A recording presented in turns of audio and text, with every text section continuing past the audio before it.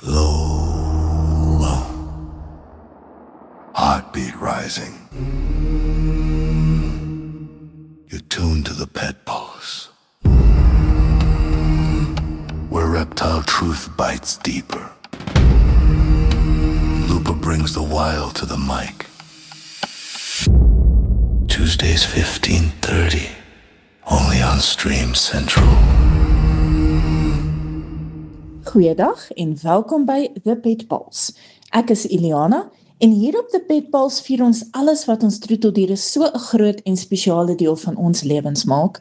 Hier gesels ons lekker oor diere, ons het oop en eerlike gesprekke en deel praktiese raad.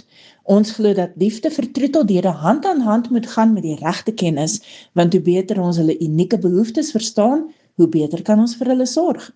So of jy nou 'n hond, kat, voël of enige ander troeteldierliefhebber is, bly ingeskakel. Jy luister na The Pet Pulse, waar ons liefde vir alle diere deel. Vandag gaan ek so 'n bietjie gesels oor iets wat ons self ook voel, en dis die koue. Winter is op ons en ek weet nie van jou nie, maar hier in die Vrystaat het hy ons sommer oornag bespring. Ek sou sê aggressief bespring en ek sou in fact sê onnodig aggressief bespring, want dit het baie skielik baie koud geword hier by ons. Maar terwyl ons mense onsself lekker toedraai met komberse en ons drink koffie in oormaat en ons gaan bed toe met die mees wollerige kouse in die hele wêreld, vergeet ons baie keer dat ons diere ook moet aanpas by hierdie verandering. So kom ons kyk na so 'n paar maklike en praktiese wenke. Hoe hou jy jou diere gemaklik en gesond deur die koue seisoen? Kom ons kyk heel eers na die meer algemene huismaats wat mense het. Honde. Nou, dis 'n groot en effe vreemde misverstand dat baie mense reken net klein honde kry koud. Natuurlik, jou gladdehaar Chihuahua en soortgelyke klein rasse voel dit nogal vinnig. Dieselfde is waar met ouer honde, marderhonde en natuurlik enige korthaar ras. Jy mag dalk sien jou senior hond is bietjie stadiger, die gewrigte is so bietjie styf, veral soggens. Nou, afhangend van die tipe aanvullings wat jy jou senior kinders gee, kan jy die dosage verhoog. Maar onthou, moet nou nie willy-nilly dubbele dosis aanvullings vir jou honde gee nie, maak eers seker van jou spesifieke produk en kyk na die beskikbare opsies. 'n warm, droë slaapplek maak 'n massiewe verskil. En ek gaan dit sê, laat slaap jou honde binne. Selfs al is dit in 'n spaarkamer of 'n waskamer.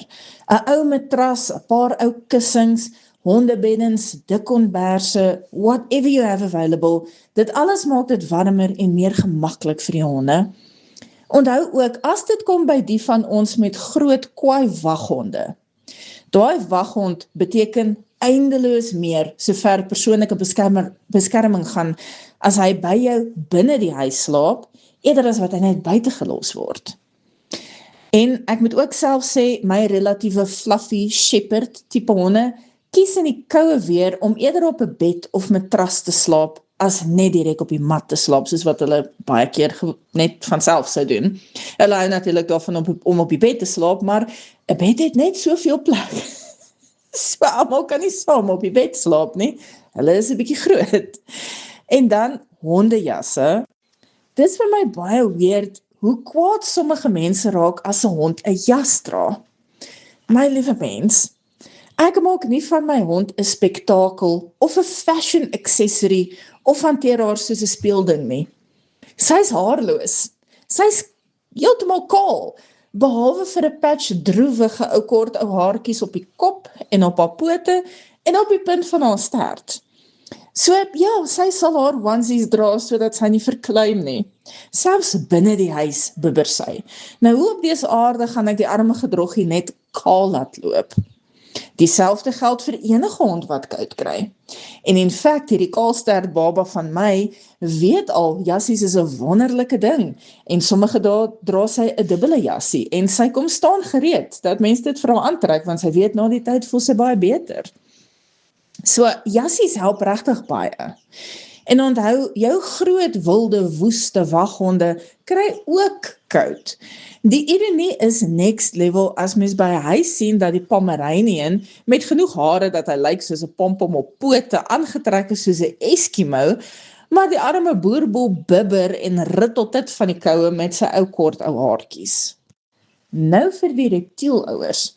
Reptiele kan mens nogal sê voel die winter seker die meeste, want hulle is 100% afhanklik van hulle eksterne omgewing vir hitte. Dis nie net omdat dit in die dag koeler is nie, nagtemperature kan drasties drop. En selfs met verhitting voel hulle steeds die drop in ambient, oftewel lugtemperatuur, so hulle weet dit is winter, hulle weet dit is kouer. Check jou setups gereeld. Maak seker jou verhitting werk nog en dat dit warm genoeg raak. Meet die temperatuur met 'n temperature gun dat jy presies weet waar dit staan en wat aangaan. Maak seker jou termostate is akkuraat, wat jy ook gaan doen deur die temperatuur te meet en te vergelyk met jou termostaat. Onthou, verhitting wat in ons warm somers heel fyn gewerk het, kan in die winter heel moontlik nie meer sterk genoeg wees nie, en mens sal moet oorgaan na hoër wattage verhitting. Dis ook moontlik dat jou reptiel minder gaan eet in die winter, en sommiges gaan selfs op totale eetstakings. Dit is ook teelseisoen vir baie tipe slange op hierdie stadium, en selfs wanneer hulle nie in die teelrotasie is nie, kan van hulle nog steeds totaal en al van kos afgaan, want daar is belangriker take om te verrig op hierdie stadium as om te eet. Nou, eetstakings deur die winter en minder eet deur die winter is normaal en veilig, solank jou dier verder gesond lyk, en solank as wat hy wel toegang het tot 'n hotspot wat wel die regte temperatuur is. So as alles in die kas reg ingerig is, en jou dier is sy normale usual self, heeltemal fyn, heeltemal normaal. Nou wat ek bedoel met jou dier is sy usual self. Hy drink water, hy lyk alert, sy vel is nie wrinkly nie, hy's mooi glad en blink, afhangend van wat dit is. Natuurlik weet jy, die bearded dragon moet nou verkieslik nie glad en blink wees nie, maar ons lyk nie gedehydreerd nie, ons verloor nie gewig nie, daar is geen discharge of bubble tipe goed by die neus of die mond nie, geen oopbek asemhaling nie, geen roggelgeluide nie, so geen simptome wat kan dui op 'n siekte en enige abnormale gedrag nie. Onthou ook, moet nooit slange sommer net begin force feed as hulle skielik nie wil eet nie. As 'n slang nie wil eet nie, is daar 'n rede voor. En die average pet owner gaan nooit nodig hê om 'n slang te force feed nie, want wanneer jy 'n nuwe slang koop, het sy dit 'n baba of 'n volwassene is, gaan hy gefestig wees op kos. En solank as wat hy reg ingerig is en omstandighede om hom reg is, gaan hy aanhou eet. As hy nie eet nie, is dit omdat daar iets nie reg is nie. So, as jy nou 'n slang force feed en jou temperatuur is eintlik te laag, dan gaan die slang deur die verskriklike stres en risiko van force feeding, en hy probeer verteer, en dan regurgitate hy sy kos, hy bring dit weer op, en dan is dit nog erger, want slange het verskriklike sterk maagsure. So, wanneer hulle kos opbring, is dit baie meer dramaties as wat dit vir ons is. Kyk, al kry jy jouself hoe jammer, dis nie so aardig soos as dit met 'n slang gebeur nie, want hulle maagsure is so sterk dat dit die slukdarm kan seermaak. So moet nooit randomly net besluit jy gaan nou 'n slang force feed nie. Veral nie deur die winter nie, eintlik geen tyd nie, maar veral nie deur die winter as dit wat hy doen dalk net heeltemal normaal is nie. Maar weer eens, double check die setups. Moenie raai nie, moenie aanneem nie, vat 'n temperature gun in die hand en double check alles. Maak ook seker, daar is nie oop vensters of deure met 'n skelm koue breeze wat oor jou kaste waai nie. En wanneer jy jou reptiele uitneem vir vars lug of vir foto's, moet dit nou nie op die koudste dag van die maand doen nie. Dis heeltemal fyn om hulle nog steeds tydjies uit te vat, maar kies 'n dag wat die son daar 'n bietjie skyn en dit nie ysig koud is nie en daar nie 'n ysige koue wind is nie. Kom ons kyk nou vinnig so 'n bietjie na tropiese visse. Die groot ding met hulle is net, die watertemperatuur moet so stabiel as moontlik bly en warm genoeg bly. Mens wil nie skielike temperatuurveranderinge hê nie, so hou dit ook in gedagte wanneer jy water changes doen en jy moet die tank 'n bietjie optop. Want in hierdie geval gaan kamertemperatuur water redelik kouer wees as die water wat in jou tank is. Dit hang natuurlik af van hoe warm dit op daai spesifieke dag is en hoe warm jou huis is, maar in baie gevalle gaan dit kouer wees as jou tankwater. So wanneer jy optop, doen dit baie gently, baie rustig, moenie oorhaastig wees, nie? En onthou ook, 'n heater wat die hele somer baie goed sy job gedoen het, kan skielik begin sukkel in die middel van die winter, soos wat die vertrek kouer raak. In daai geval skaf jy 'n hoër wattage heater aan, soos nodig, en soms verkies mense om eerder 2 laer wattage heaters te gebruik in plaas van 1 hoër wattage heater. In daardie geval gebruik mense dan beide heaters in die winter, en in die somer skakel hulle enetjie af, en die enkel heater doen sy job in die somer. Onthou ook om gereeld die water se temperatuur te double check, en om die heaters natuurlik dan hoër te stel waar dit nodig is. So, weet, wanneer jy nou in die oggend daar verby cruise, maak 'n nota van die temperatuur, as jy vanmiddag toevallig by die huis is, check gou die temperatuur, en selfs 3 die oggend, as jy deur die huis dwaal en besluit, jy het hot chocolate in jou lewe nodig, cruise daar verby die tank en double check die temperatuur. En onthou dan, wanneer dit kom by jou kooi en goudvisse in buitedamme, in die diep winter gaan hulle baie traag wees. En hulle gaan energie conserve, hulle gaan die minimum doen, hulle gaan kind of net bestaan. Hulle gaan nie veel doen nie, en hulle gaan ook nie eet nie. Hulle is te koud om te eet. So moenie kos gee deur die koudste tye van die winter nie. Want daai kos gaan dood eenvoudig net nie geëet word nie. En die probleem is, as hulle nie die kos eet nie, begin dit vrot, en dit kan jou waterkwaliteit lelik versleg, of nie, dit kan nie, dit gaan beslis 'n lelike effek hê op jou waterkwaliteit. So moenie bekommerd wees in die diepste winter se diepste koue wanneer jou kooi of goudvisse buite in die dam nie eet nie. Dis absoluut normaal en hulle is gebou om dit te survive. Soos wat die weer opwarm, gaan hulle natuurlik weer soos normaal begin eet. En dan die mense met klein geveerde dinosaurtjies, ook bekend as hoenders. Vir hoenders is die wind eintlik erger as net die koue. Koue is een ding, maar koue wind wat direk op jou waai, waar jy nie beskutting het nie, is 'n ander ding. So jy wil 'n slaaphok hê wat beskutting bied teen reën en teen koue wind, maar nog steeds baie goeie ventilasie het. Hoenders het baie goeie ventilasie nodig. 'n Ander ding wat vinnig in 'n krisis kan verander in die winter is nat bedding. En natuurlik, hoenders is nou maar morsig, weet, hulle gooi dalk hulle waterbak vir jou 4 keer in 'n ry om net om 'n punt te bewys. Maar hou die hokke of kampe, hoe jy hulle ook al aanhou, hou dit droog en hou dit skoon.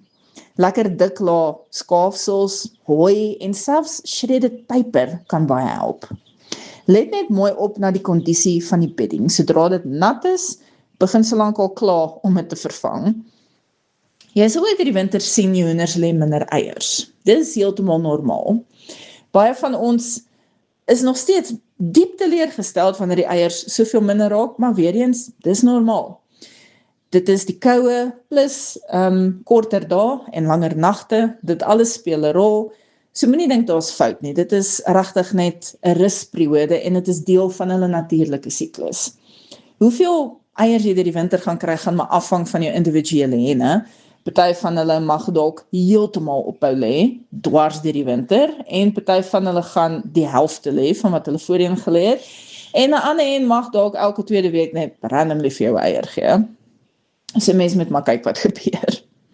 En dan let ook op na hulle gewig. Veral as jy gewoonlik die ouetjies laat losloop bedags en hulle is gewoond daaraan om hulle self trommeldik te vreet uit jou tuin uit. In die winter is daar aansienlik minder ekstra kos om voor te forage. So maak seker hulle word genoeg gevoer en maak seker hulle raak nie 'n bietjie te dun nie. In die geval wat hulle vir jou voel hulle raak so 'n bietjie dunner, gee natuurlik net ekstra voer. Fokus 'n bietjie op ekstra meelwurms, soepeworms, ander insekte, roereier ensovoorts. 'n bietjie meer van hulle gewone kos.